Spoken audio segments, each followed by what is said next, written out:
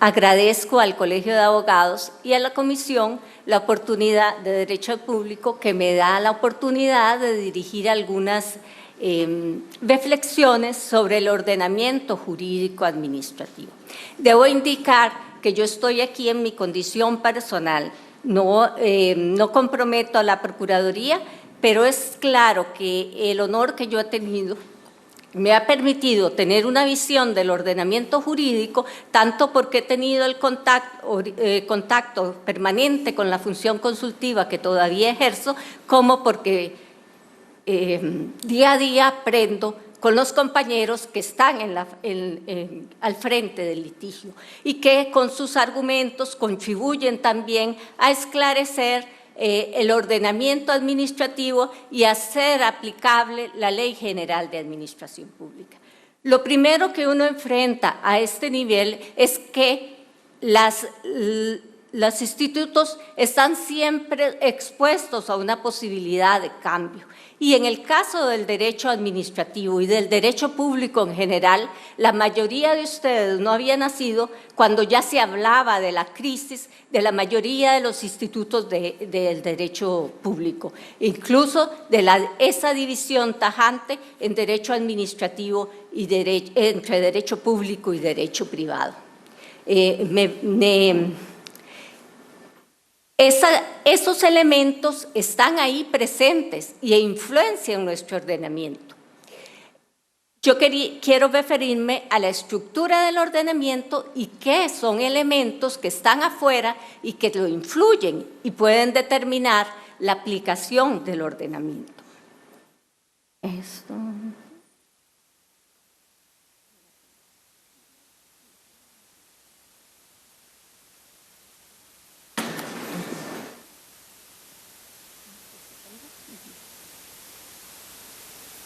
De acuerdo con nuestra ley orgánica, la Ley de Administración Pública, nosotros tenemos un ordenamiento jerarquizado y a la par de ese ordenamiento, en razón de las mismas ideas tan avanzadas que tenía don Eduardo Ortiz sobre la teoría de las fuentes y sobre lo que era el derecho administrativo, tenemos un concepto de fuentes materiales que están expresadas en el resto del ordenamiento.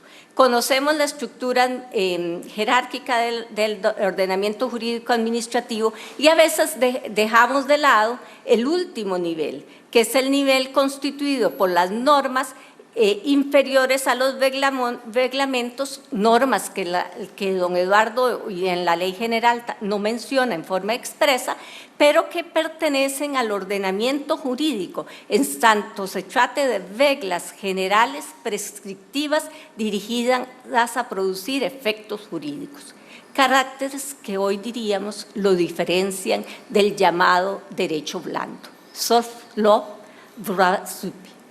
La aplicación de este último, en parte, es consecuencia de la globalización. Esos son los elementos, digámoslos así, que están en el sustrato de mi exposición. El punto, que son esbozos porque no es algo concluido, es que la administración acude cada vez más en mayor medida a lo infrarreglamentario, porque así es como lo conoce la doctrina, no solo para regularse a sí misma, sino también para regular a los administrados, usuarios o contribuyentes, porque las tres categorías deben ser contempladas. Con posibilidad de exceder, porque siempre es un riesgo, los límites derivados de la jerarquía normativa. Segundo tema es que la proliferación de lo infrarreglamentario se acompaña del reconocimiento de un derecho blando que es influenciado por el proceso de apertura de la economía. Lo anterior, unido a la sobredimensión que está adquiriendo lo económico en el mundo y en nuestro ordenamiento, contribuye a banalizar y flexibilizar la esfera de lo público y lo privado, por ende incide en la autonomía del derecho administrativo que es proclamada en el artículo 9 de nuestra Ley General de Administración.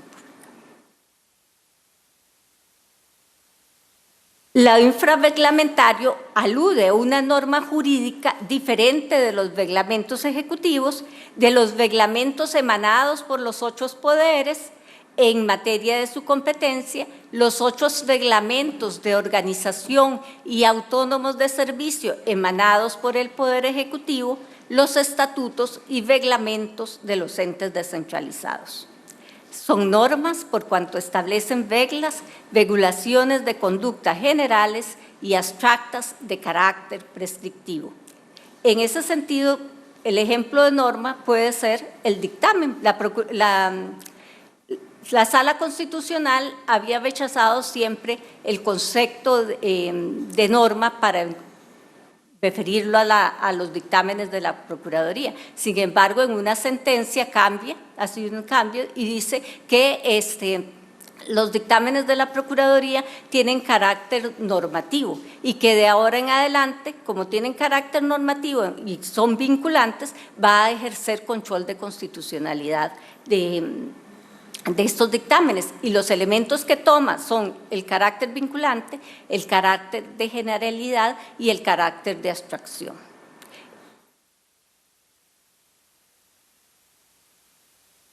La administración regula a través de directrices, circulares, resoluciones y 8 tipos de actos prescriptivos y generales, tanto su accionar interno como la actuación de los administrados. ¿Cuál es el riesgo? Es la vulneración de los principios en materia de potestad reglamentaria y jerarquía normativa, en particular los principios de publicidad y transparencia. Por demás, y eso hoy queda evidenciado en una página del Financiero, podría esto ser consecuencia de los procedimientos mismos establecidos en la Ley General de Administración Pública para la emisión de disposiciones generales. O sea, una manera de poder normar sin sujetarse a eso. Por otra parte, tenemos el problema de la regulación como fenómeno que informa el derecho administrativo y sobre todo el derecho público económico. En ese sentido hay que recordar que ya el Colegio de Abogados ha tenido varios seminarios referidos a la regulación y que cuando hablamos de regulación vamos a hablar en nuestro medio de 3 formas diferentes de reglamentación. La reglamentación de los servicios públicos a cargo de la autoridad reguladora de los servicios públicos, la regulación financiera que tiene reglas propias y lo que se llama la regulación económica, que es aquella que tiene como objeto fundamental mantener la libre competencia entre los diversos participantes en un mercado abierto. Cada una de estas regulaciones puede expresarse a través de reglamentos, pero también a través de otros tipos de actos que estarían siendo parte de lo que llamamos derecho blando. Por otra parte, de lo poquito que he podido ver en la jurisprudencia, podría estarse ante el hecho de que por el carácter técnico de algunas de estas manifestaciones normativas, una forma de justificar su fundamento sea lo técnico, sea el concepto de lo técnico, que como sabemos la ley recurre a los conceptos unívocos de la técnica, lo que implica que para que se constituyan en un parámetro de regularidad jurídica, tiene que haber un concepto unívoco.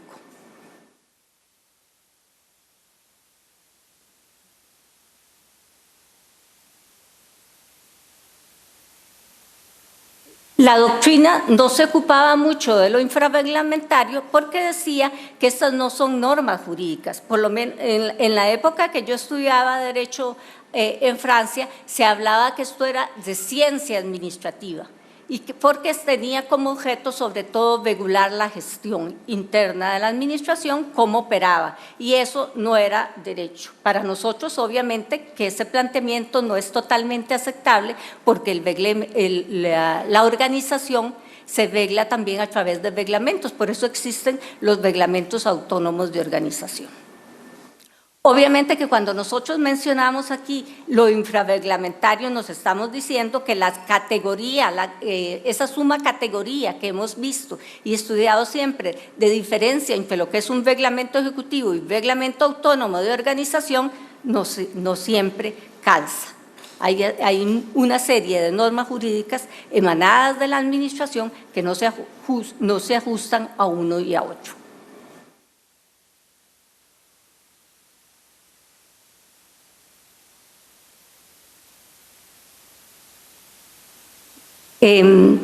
Quisiera, para que no quede así muy abstracto, cómo podrías manifestarse. Decía que la administración recurre a resoluciones, directrices, circulares para normarse y normar a la administración. Yo les voy a dar aquí, para ir más rápido, unos ejemplos. Por ejemplo, solo me voy a referir a una mención porque este es un tema que está siendo objeto todavía en lo contencioso. Hay una sentencia que va a quedar firme o que puede quedar firme, perdón, la semana entrante. Entonces, mientras tanto, es un tema. Pero sí me interesa porque hay dos sentencias de la Sala Constitucional. Es una directriz del Ministerio de Seguridad que viene a decir cuándo va a denegar el permiso de portación de armas.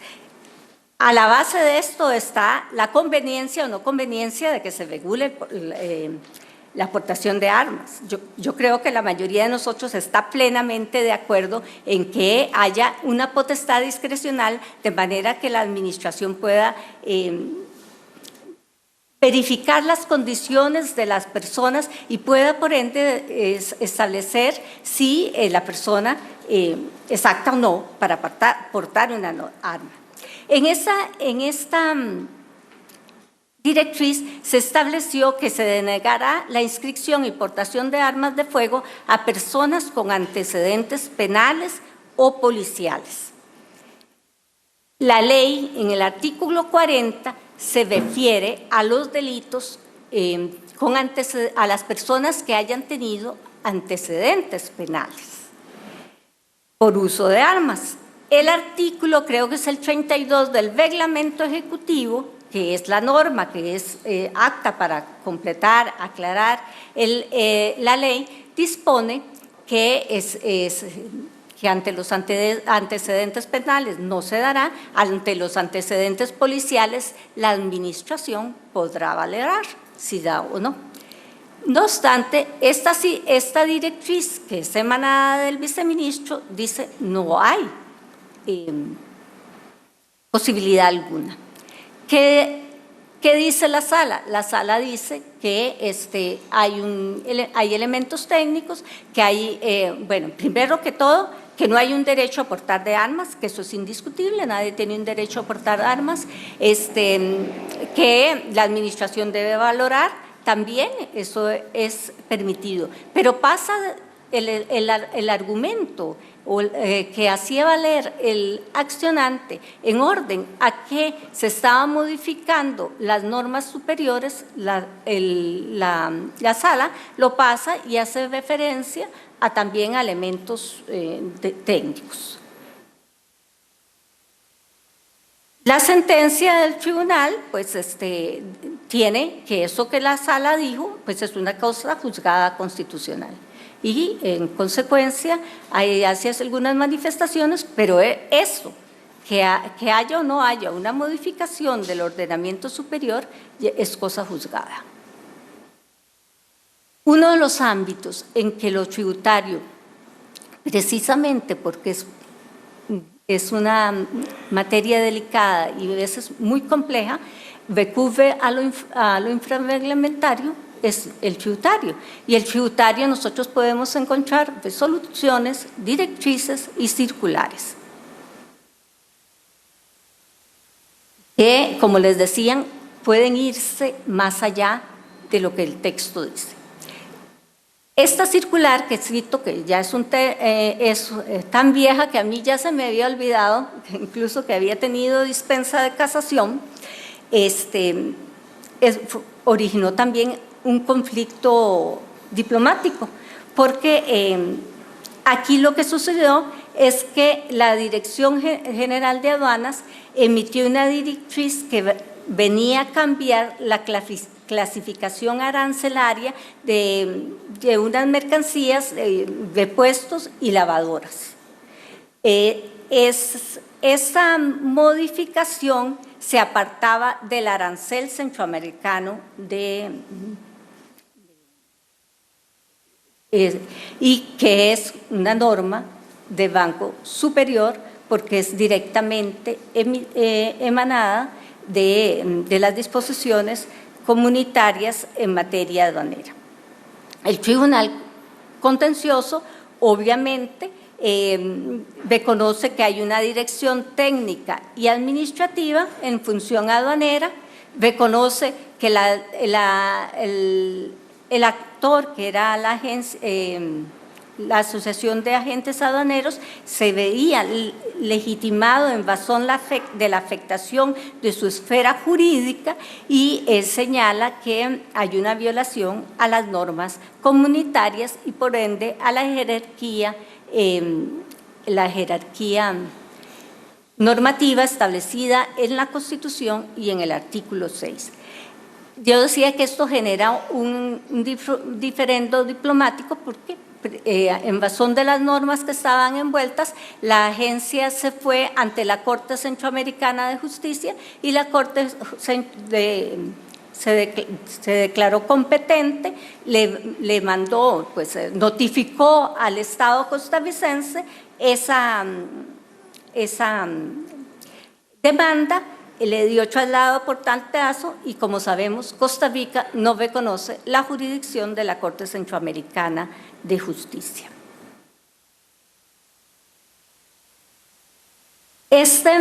La directriz interpretativa en el tratamiento de los precios de transferencia me interesa por dos elementos. Primero, porque la sala recubre a lo técnico para descartar cualquier problema de regularidad jurídica, y por otra, porque es una sentencia que viene a señalarnos que a través de estas normas inferiores se pueden incorporar reglas de OCDE, en el tanto esas reglas son reglas técnicas y que puedan constituir estándares aceptables para la comunidad, digamos, para el ordenamiento jurídico. Eso sí, manda al contencioso el que regule no solo la aplicación correcta, sino también si esa norma técnica es conveniente y conforme al ordenamiento jurídico costarricense. Remisión que también hizo al referirse a los distintos convenios de intercambio de información financiera que en el marco de ingreso a este organismo ha suscrito Costa Rica en los últimos tiempos, en los últimos años. Bueno, las resoluciones de la Administración Tributaria son conocidas por todos. Todos sabemos que, dado que la nueva regulación del impuesto al valor, sobre todo, es complicada, que requiere la emisión del reglamento, pero también sabemos que hay 5 resoluciones que se van a emitir para poder aplicar y para que nosotros sepamos, como contribuyentes, todo el mundo que es contribuyente de ese impuesto, podamos saber cómo se debe interpretar distintos aspectos de la ley y para aclarar interpretar, digámoslo en términos generales, disposiciones que no hayan quedado claras en el reglamento. Entonces, es un ámbito que nosotros no podemos desconocer y tampoco podríamos asimilarlas, estas resoluciones, a las resoluciones que la Ley General comprende en el 121 y que son las resoluciones que normalmente hacemos referencia.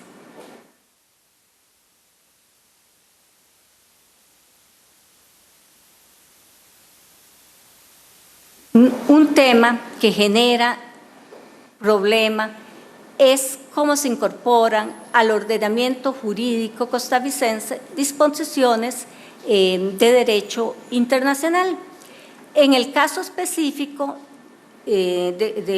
actual tenemos dos ámbitos. Tenemos los ámbitos de los reglamentos centroamericanos en gran medida que, de acuerdo con la Constitución, se deberían incorporar al ordenamiento por promulgación de un decreto ejecutivo. Es decir, se incorpora al ordenamiento cuando el Poder Ejecutivo decide hacerlo a través del decreto ejecutivo. Sin embargo, hay ámbitos en los cuales esos reglamentos se incorporan por una decisión de una autoridad administrativa inferior. Es el caso, por ejemplo, de diversos reglamentos en materia aeronáutica que son emitidos por la Comisión Centroamericana de Transporte Aéreo y que estos son emitidos por el Consejo Técnico de Aviación Civil y que eventualmente no son publicados en el diario oficial. Son reglamentaciones muy pesadas y esto hace que quizás no se recurra a esa forma de publicación. Eso no significa que toda la regulación centroamericana en materia aeronáutica esté regulada por un reglamento de rango inferior.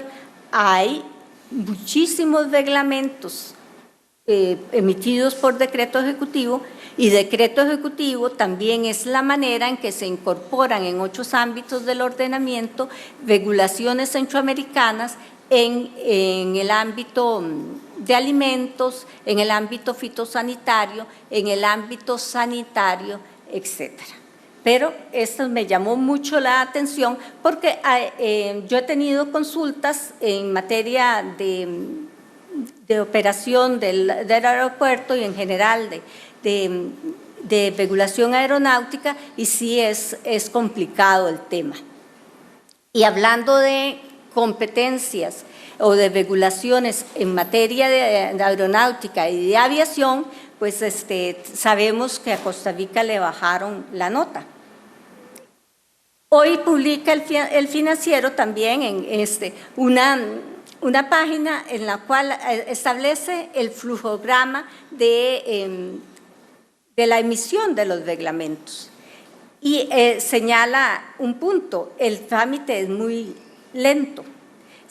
Mientras puede llegar, está la consulta, la audiencia del 361, después tiene que ir a leyes y decretos, y en leyes de decretos a que se emite la resolución, que la firme el presidente, el ministro del ramo, y después la publicación. Esto sería uno de los motivos por los cuales Costa Rica no ha incorporado al ordenamiento jurídico esas disposiciones que ahora se echan de menos y que en muchos casos, muchas de estas se hayan incorporado a través de directrices circulares a las cuales se les llama normas operativas, o sea, normas técnicas que entonces permite escapar de la regulación establecida constitucional y legalmente. Por otra parte, también sabemos que los llamados GRONES tienen una regulación precisamente a través de una directriz operativa de la Dirección General de Aviación Civil, que me llama mucho la atención, porque si en el preámbulo dice que se emite con base en los artículos 140, incisos 3 y 18 de la Constitución Política, aunque de seguido dice que eso es una forma preparatoria mientras se elabora la norma reglamentaria correspondiente.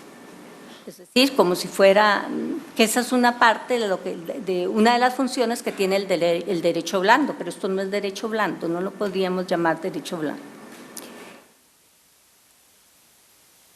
Esto es un tema que ha generado mucha discusión, cuál es la potestad reglamentaria del regulador y concretamente del regulador del sistema financiero.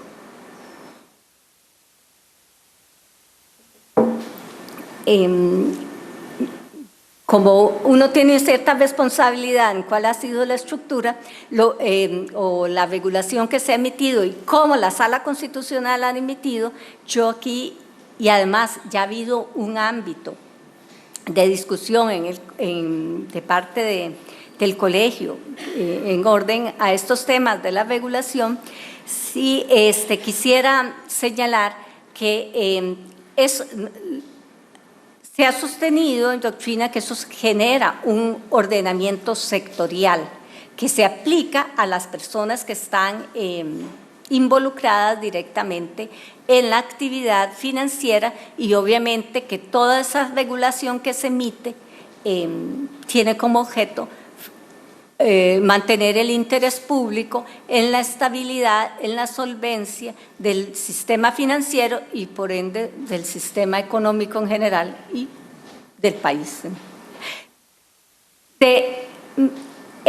La dificultad de precisar y el hecho mismo de que nos sometamos a clasificaciones tajantes ha hecho que la Sala Constitucional se refiera a estos reglamentos como reglamentos autónomos de organización y de servicio.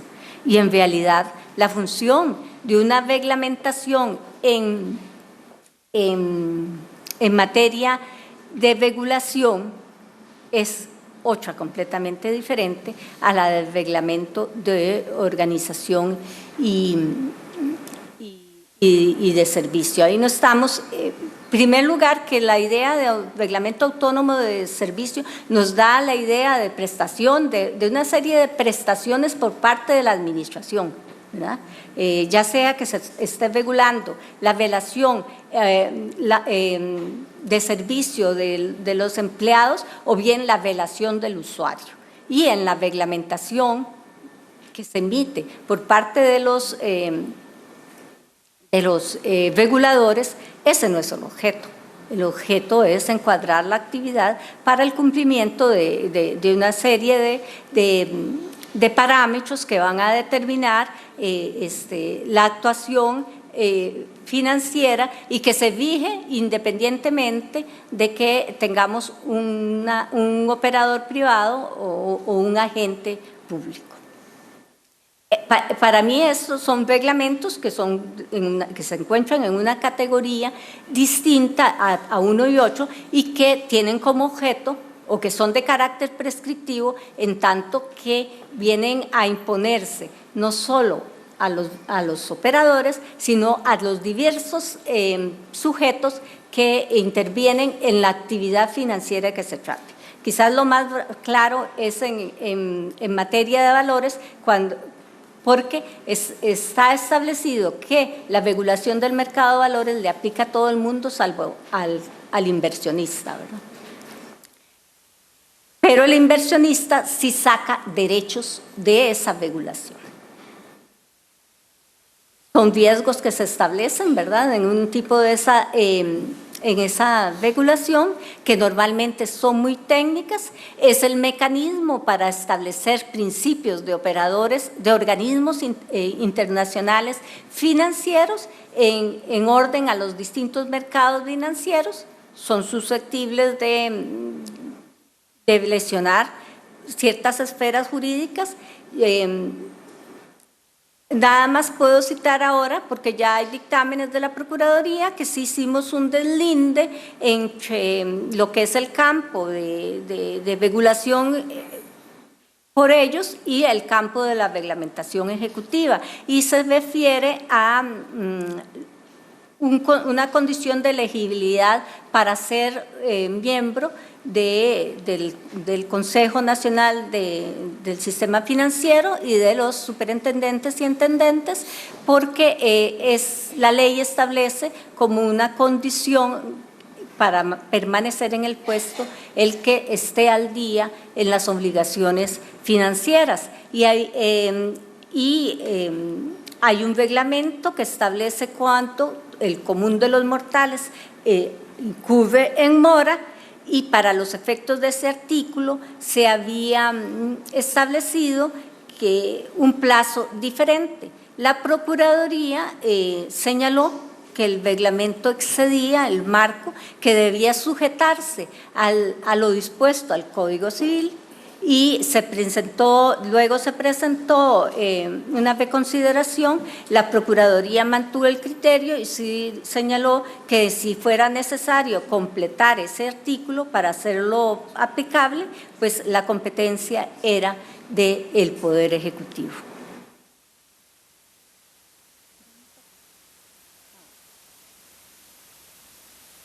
En orden al derecho blando, la Sala ha sido quien más ha hecho referencia a esta forma de normación. Ha señalado en algunas resoluciones que esto no es un derecho vinculante, que no son disposiciones imperativas, pero sí la función misma que la doctrina le reconoce al derecho blando, que es la posibilidad, primero que son prescripciones, solo que no imperativas, que son normas generales, que estas normas sirven de fundamento de resoluciones, pueden ser utilizadas por el juez, pero más importante, pueden ser invocadas por el administrado y por la propia administración en apoyo de sus pretensiones, y en el caso de la administración, de sus propias regulaciones. Solo pensemos, por ejemplo, quienes conocen las distintas disposiciones en materia ambiental y en materia, sobre todo en materia ambiental, la referencia que la Sala Constitucional hace a la Declaración de Río sobre Desarrollo Sostenible, y en el caso de la administración, muchas veces dado que disposiciones de la Ley de Protección al Ambiente, Orgánica del Ambiente, son muy restringidas, pues tiene que recurrir a esos grandes principios que están ahí, que no es derecho vinculante porque no es una declaración, y ese es el fundamento. Y cuando uno ve las acciones de inconstitucionalidad, también muchísima gente, muchísimos accionantes invocan la Declaración del Río. Recientemente la Sala ya hace alusión al Acuerdo de París para señalar que sus prescripciones, pues, o que sus recomendaciones son una orientación que los distintos estados no deben hacer caso omiso. Nosotros tenemos en disposiciones internacionales, no solo en el ambiente, aunque es evidente que son muy significativas, tenemos el conflicto actual en orden al valor jurídico de las diversas recomendaciones del Comité Sindical de la OIT, que hoy se hace pública, que la Procuraduría interpuso el recurso de casación en protección del ordenamiento para que se determine cuál es la eficacia que se debe dar a esas resoluciones, y por ende si las sentencias que vinieron a establecer que existe la posibilidad de una huelga política son legales o no son legales.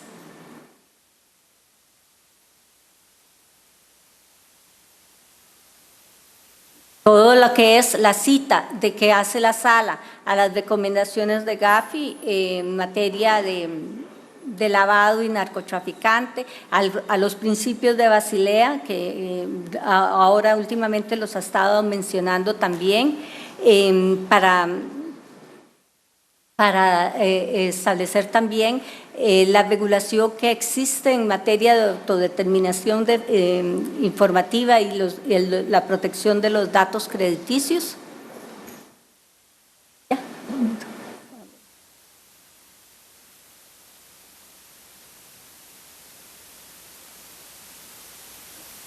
Hay un punto que señalaba y que tal vez sea, si me lo permite, para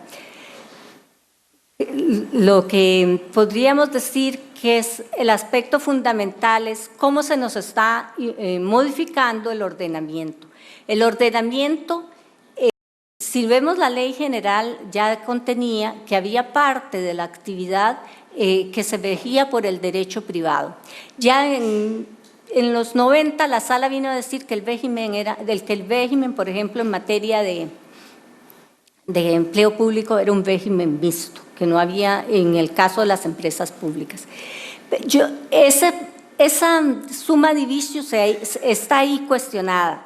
Desde el principio mismo que surgen los servicios industriales y comerciales, se solidifica, por ejemplo, en el derecho francés, o se profundiza más bien, cuando el Consejo de Estado le dice el derecho de la competencia es parte del ordenamiento, la administración se sujeta no solo al ordenamiento, a las normas de derecho público, se sujeta también a todas las normas que son consecuencia del principio de libre concurrencia. Pero lo que está planteándose en este momento es que hay una sobredimensión de lo económico, que esa sobredimensión tiende a modificar todos los institutos fundamentales, ya no el servicio público que siempre ha estado en crisis y que se intensificó incluso en nuestro ordenamiento con el tratado de la Unión Europea. Es el hecho que los distintos institutos de derecho se sustituyen o vienen a ser interpretados por principios de derecho privado. Hablábamos, por ejemplo, de la función jurisdiccional.